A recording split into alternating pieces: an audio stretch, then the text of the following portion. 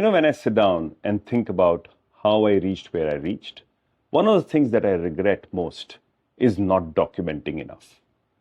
The biggest problem is that I do a lot of things, but I write far little, far less than I should.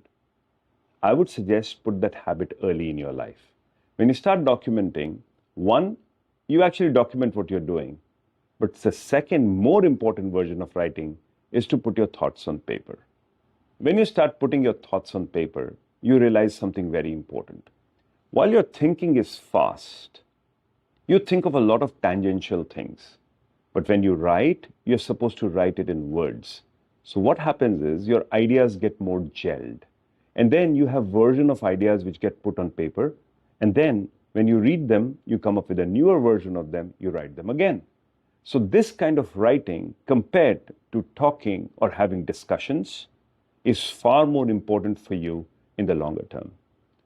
While we sit down and brainstorm with a lot of people, remember most of that brainstorm, while it is important, while it brings out new things, is rarely documented. It rarely recorded. So when the time comes to actually remember it, you almost have to start all over again.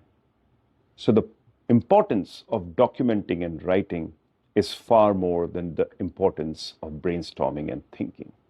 You need to do both of them, do a lot of thinking, but do a lot of writing and documenting what you thought about.